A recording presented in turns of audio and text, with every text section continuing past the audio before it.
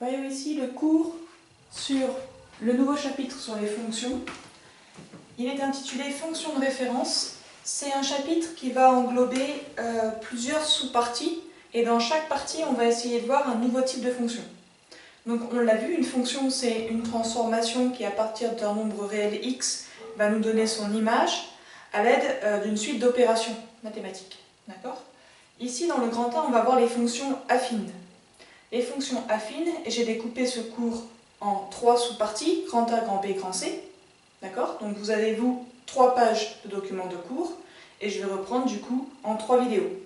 Donc la première vidéo, c'est pour reprendre le grand A du cours, définition et représentation graphique pour les fonctions affines.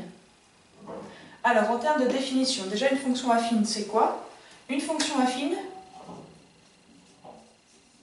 eh bien c'est une fonction qui est définie sur R, ça c'est très important, ça veut dire qu'on pourra calculer l'image pour n'importe quelle valeur de x, et elle sera définie par f de x est égal à mx plus p. On est d'accord, ici il n'y a rien d'écrit, mais c'est un fois qu'il faut comprendre. Okay, c'est m fois x plus p. M et p, c'est deux valeurs réelles qui seront propres à chacune des fonctions. Okay, c'est un petit peu l'identité de la fonction affine, si vous voulez. Et ces valeurs, elles seront données dans l'énoncé, finalement. Regardez juste, vraiment visuellement, f de x égale à 2x moins 1. Eh bien, le 2, ce serait pour m, et le moins 1, ce serait pour p, par exemple. Donc, on pourra, pour chaque fonction affine, trouver la valeur de m et de p correspondante. Par contre, on va avoir deux cas particuliers. Regardez ici, g de x égale à moins 3x. On a l'impression d'avoir une version un peu raccourcie d'une fonction affine. C'est le premier cas particulier où en fait vous avez p qui vaut 0 ici. Si p égale à 0, vous êtes avec f de x égale finalement à mx plus 0, donc mx. Et là, en termes de vocabulaire, on appellera ça une fonction linéaire. Donc on lui a donné un nom particulier, sous-entendu fonction affine linéaire. Okay, c'est quand même une fonction affine, mais c'est vraiment un cas particulier où c'est beaucoup plus court. Donc l'exercice il sera plus simple. Il suffira de repérer une fonction linéaire et vous verrez que ça va vite simplifier vos calculs. Deuxième cas particulier, eh bien c'est si m vaut 0. Alors il faut que je rajoute une ligne, donc hop.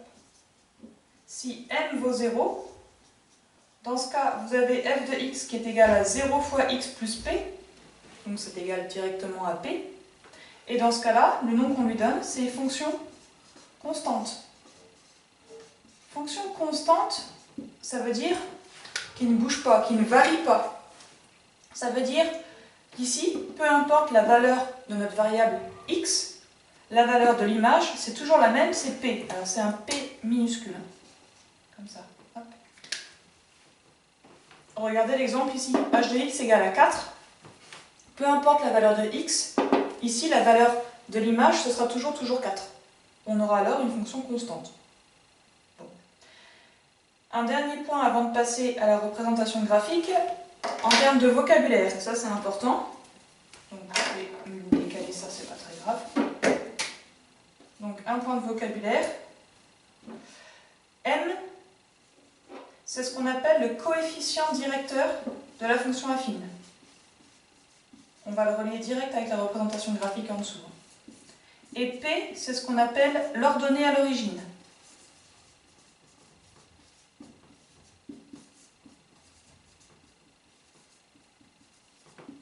L'ordonnée à l'origine. Alors, j'ai besoin en effet de ce vocabulaire pour vous parler de la représentation graphique. Donc, que va donner la courbe représentative d'une fonction affine? Vous l'avez sur l'exemple ci-contre. En fait, la représentation graphique d'une fonction affine, ça sera toujours une droite. Donc vous associerez une fonction affine, une droite. Toujours. Ok? Une droite qui aura pour équation, eh bien, y égale à mx plus p.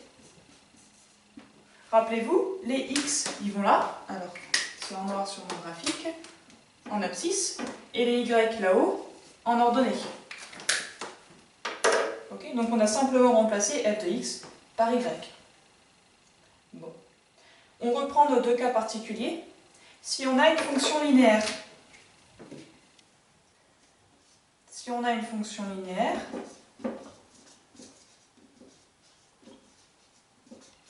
on aura une droite qui aura une particularité. Elle va passer par l'origine du repère. Droite qui passe, je n'ai pas de place, donc par le point O de coordonnées 0, 0. Donc l'origine du repère. Si on est sur le deuxième cas particulier, si on est sur une fonction constante, alors la droite obtenue aura également une particularité. La droite sera alors parallèle à l'axe des x, l'axe des abscisses.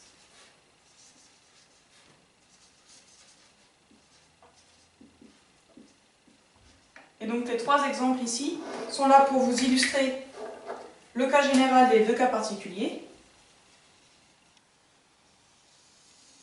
Un petit peu bancal, mais c'est pas très grave. Ça marche. Donc, j'ai représenté ici trois droites. Celle en bleu, qui est ici, représente la fonction f définie par f de x égale à 2x moins 1. On est dans le cas d'une fonction affine quelconque.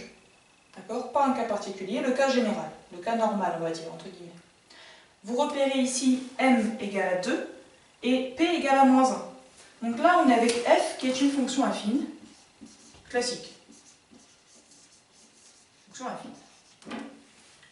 Okay. On peut même préciser m égale à 2 et p égale à moins 1.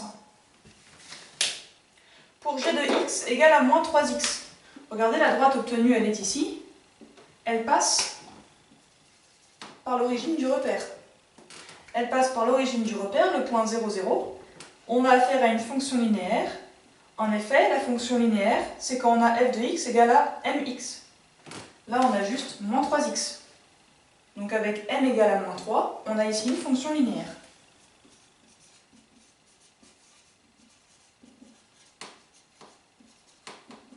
Ça veut dire que pour repérer une fonction linéaire, il y a deux façons.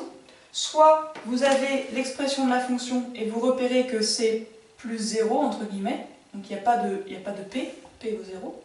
Soit vous avez la représentation graphique et vous repérez que votre droite passe par l'origine du repère. Vous en déduisez automatiquement que vous avez affaire à une fonction linéaire.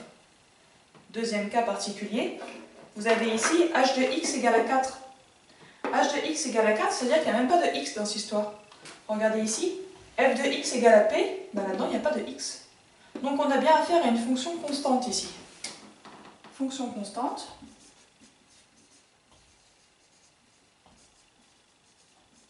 Donc m vaut 0 et p, bien, il vaut 4. Ça veut dire que cette fonction a pour représentation graphique une droite qui est horizontale, donc qui est parallèle à l'axe des abscisses, ici, et elle est à la hauteur de 4 ici. Peu importe la valeur de x, on sera toujours à une hauteur de 4. Donc on a une constante. Ces fonctions constantes, en fait, elles sont utilisées pour des paliers, pour créer des paliers, des seuils, vous savez, à partir de, allez, on va prendre un exemple actuel, à partir du moment où le nombre de décès quotidiens dus au coronavirus passera en deçà de ce seuil, alors on pourra renvoyer les élèves au lycée. On a besoin de fonctions constantes. Okay. Donc elles sont très utilisées, notamment dans le domaine médical, mais dans le domaine de la biologie, écologie, également en physique-chimie. Okay. Donc ces fonctions, ce sont des fonctions accessoires finalement. Elles sont particulières en mathématiques, pour ce qui nous concerne nous, en maths, ce sera des fonctions ultra simples, puisqu'il n'y a même pas de x qui interviennent. h de x égale à 4, mathématiquement, ce ne sera pas hyper intéressant. Okay. Ça n'ira pas très loin. Mais autant les connaître parce que vous les utiliserez dans d'autres disciplines. Voilà pour la première partie de ce cours.